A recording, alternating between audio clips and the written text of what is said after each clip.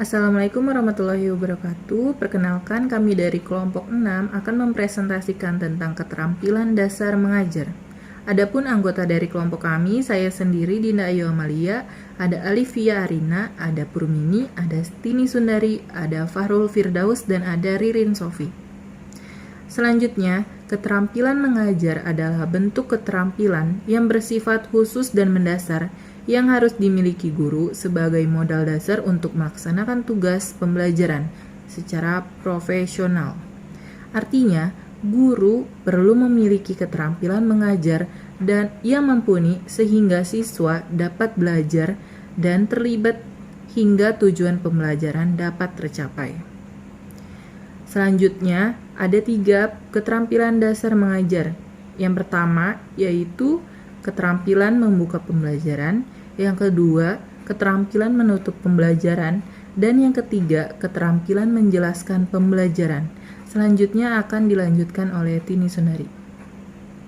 Selanjutnya ada keterampilan membuka pelajaran, adalah aktivitas yang dilakukan guru untuk menciptakan perhatian serta meningkatkan motivasi kepada siswa agar terpusat kepada kegiatan belajar yang akan dilakukan.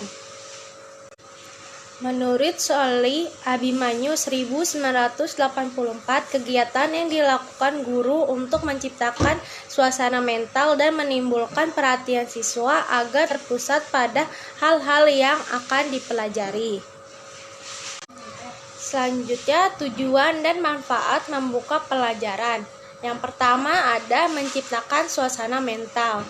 Kedua, membangkitkan perhatian dan motivasi. Ketiga, memberikan gambaran yang jelas kegiatan yang dilakukan siswa selama proses pembelajaran. Keempat, memberikan gambaran yang jelas kompetensi yang harus dicapai oleh siswa.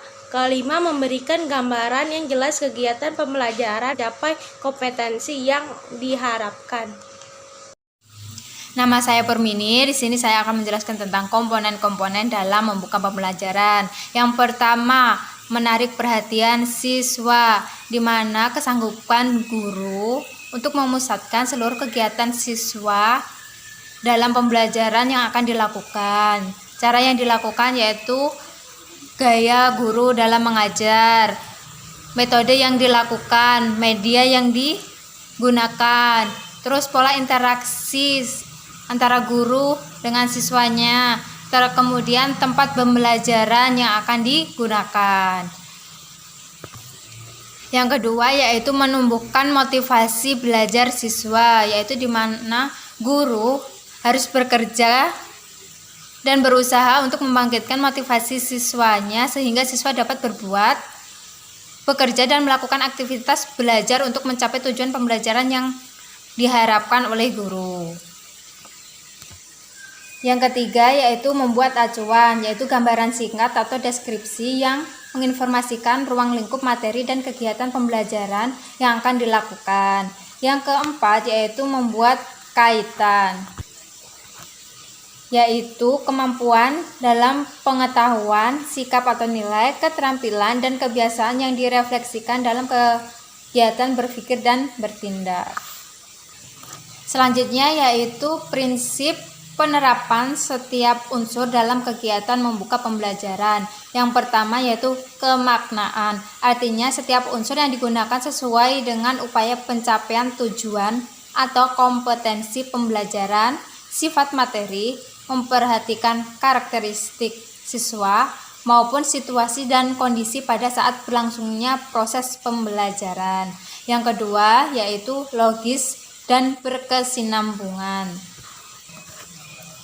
Melalui perencanaan yang matang, penerapan unsur-unsur membuka pembelajaran akan berjalan secara logis dan sistematis, sehingga akan mampu mengkoordinasikan siswa untuk siap mengikuti pembelajaran. Selanjutnya yaitu keterampilan menutup pembelajaran. Keterampilan menutup pembelajaran yaitu kegiatan yang dilakukan oleh guru untuk mengakhiri pembelajaran dengan maksud untuk memberi gambaran menyeluruh tentang apa yang telah dipelajari. Menurut Menurut Sholih Abimanyu tahun 1984, menutup kegiatan pembelajaran adalah kegiatan yang dilakukan guru untuk mengakhiri kegiatan inti pembelajaran. Sedangkan menurut Wina Sanjaya tahun 2006, kegiatan menutup pembelajaran adalah kegiatan yang dilakukan oleh guru untuk mengakhiri pembelajaran dengan maksud untuk memberikan gambaran menyeluruh tentang apa yang dipelajari siswa. Kemudian slide selanjutnya ada tujuan dan manfaat penutup pembelajaran. Yang pertama, memberikan pemahaman yang utuh terhadap kegiatan pembelajaran yang telah dilakukan. Yang kedua, memantapkan pemahaman siswa kegiatan pembelajaran yang telah dilakukan. Yang ketiga, mengetahui tingkat pencapaian hasil pembelajaran yang telah diperoleh oleh siswa, sekaligus berfungsi sebagai umpan balik bagi guru. Yang keempat, memberikan tindak lanjut yang diperlukan sesuai dengan proses dan hasil pembelajaran yang telah dicapai. Kemudian ada slide selanjutnya, ada komponen atau unsur menutup pembelajaran. Yang pertama ada meninjau kembali atau mereview. Yang kedua ada menilai atau evaluasi. Yang ketiga ada mengorganisasikan kegiatan. Yang keempat menyimpulkan. Yang kelima mengadakan konsolidasi. Dan yang terakhir ada tindak lanjut. Assalamualaikum warahmatullahi wabarakatuh. Saya Ririn Sufi Rahayu. Di sini saya akan menjelaskan tentang prinsip-prinsip menutup pembelajaran. Jadi yang pertama itu ada usaha untuk menarik perhatian siswa atau memotivasi siswa harus sesuai dengan isi dan tujuan pelajaran. Jadi secara singkat atau lawakan yang tidak ada hubungannya dengan pembelajaran hendaknya dihindarkan. Terus yang kedua itu ada berurutan atau berkesinambungan. Jadi kegiatan ini tuh dilakukan oleh guru dalam memperkenalkan atau merangkum kembali pembelajaran sebagai bagian dari kesatuan yang utuh. Jadi perwujudan prinsip berurutan dan berkesinambungan ini tuh memerlukan adanya suatu susunan bahan pelajaran yang tepat. Jadi sesuai dengan minat siswa. Jadi ada kaitan logis antara satu bagian dengan lainnya, sehingga dapat disusun rantai kognisi yang jelas dan tepat. Terus di slide 14 ada keterampilan menjelaskan menurut Raffles Kosasih tahun 1985. Jadi mengorganisasikan isi pelajaran dalam urutan yang terencana sehingga dengan mudah dapat dipahami oleh siswa. Next, melalui pemaparan pengertian menjelaskan di atas kita dapat menangkap inti pesan dari menjelaskan.